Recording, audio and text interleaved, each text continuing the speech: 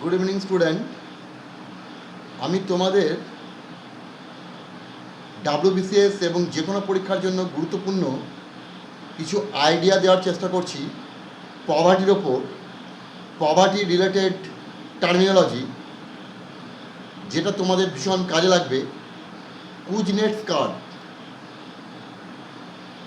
কুজনেটস work on economic growth and income distribution led him to hypothesize that industrializing nations experience a rise and subsequent decline in economic inequality. কুজনেট বলছেন যে কোনো দেশ যদি শিল্পোন্নয়ন ঘটাতে থাকে তাহলে যেটা হবে, তার গ্রোথের সঙ্গে সঙ্গে ইনইকুয়ালিটি অর্থাৎ অর্থনৈতিক বৈষম্যটা কমবে। অর্থাৎ প্রথম দিকে বাড়বে যত উন্নয়ন করবে, এবং একটা সময় পর আরও বেশি ইন্ডাস্ট্রিয়ালাইজেশনের দিকে গেলে সেটা কমতে থাকবে। এবং এই যে গ্রোথ কার্ভটা কেমন হবে, ইনভার্টেড ইউ, সেটাকে বলা হচ্ছে কুজনেটস কার্ভ। এই ইনভার্টেড ইউ কার্ভটাকে বলা হচ্ছে Kuznets. He thought economic inequality would increase as rural labour migrated to the cities, keeping wages down as workers competed for job. তিনি মনে করতেন যে ইনইকুয়ালিটি বাড়বে, রুরাল লেবার যদি চলে আসে শহরে, এর ফলে কী হবে, লেবারের পরিমাণ বেড়ে যাওয়ার জন্য ওয়েজ কমতে থাকবে, কারণ তারা কাজের জন্য লড়াই করবে, কম্পিটিশান করবে, তার ফলে ওয়েজ কমবে। But according to Kuznets, social mobility increase again, এই সামাজিক যে গতিশীলতা আবার বাড়বে again. One, a certain level of income was reached in modern industrialised economy as the welfare state takes hold.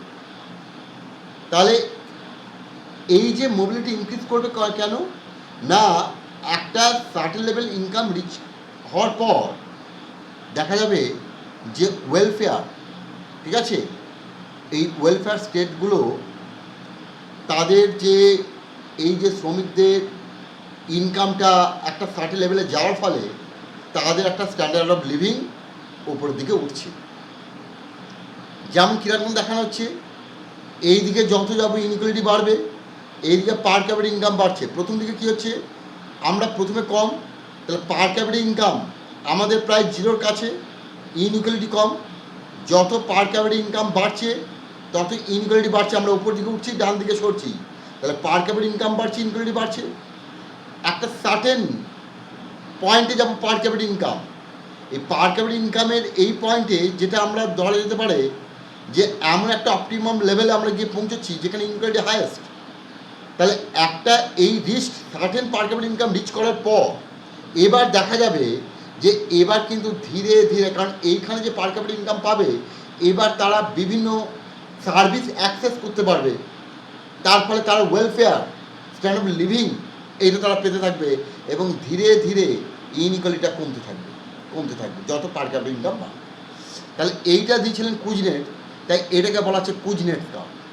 ঠিক আছে, আমরা দেখব since কুজনেট postulated this theory in the 1970s, income inequality has increased in advanced developed countries, although inequality has declined in fast growing East Asian countries. Inequality East Asian কান্ট্রিগুলোতে কমেছে, কিন্তু advanced capitalist বা developed কান্ট্রিগুলোতে inequality বেড়েছে 70-এর পর থেকে কুজনেটের যে জায়গা। আরেকটা যেটা আমরা জানবো, পামার রেশিও, পভার্টিকে মাপার জন্য, যেমন কুজনেট কার্ভ সেরকম।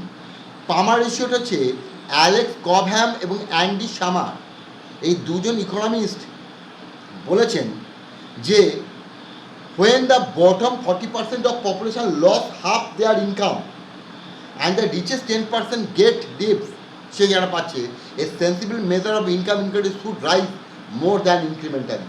তাহলে ইনকাম ইনইকুয়ালিটি বাড়বে, তার মানে আমার একদম সব থেকে তলার 40% মানুষ, গরিব মানুষ, তাদের যে ইনকাম তারা যেটা হারাবে, ওপর তলার 10% হাতে সেটা যদি একটু হয়, জমা পড়ে, তাহলে ইনইকুয়ালিটি ইনকাম ইনইকুয়ালিটিটা বাড়তে থাকবে। এটা পামার সেটা মাপা হয় কি না, bottom 40% half their income by 10% richest divided by 10% richest income, তাহলে এইটা কত? তার মানে আমরা বলবো 10% richest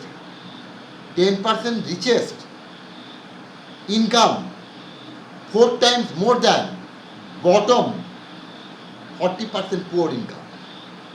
তাহলে 40/10 মানে 4, তাহলে 10%-এর 4 times 40% bottom income, half their income. তাহলে এখান থেকে ওই ইনইকুয়ালিটি মাপা যায়, যেটাকে বলা হচ্ছে পামার রেশিও। ক্লিয়ার? ওকে, তোমাদের যদি ভালো লাগে তোমরা এটা সাবস্ক্রাইব করো, শেয়ার করো এবং তোমরা বেলটাকে রিং করে রাখো, যাতে আমার পরপর ক্লাসগুলো তোমরা পেতে পারো ইম্পর্ট্যান্ট WBCS এর জন্য। ওকে।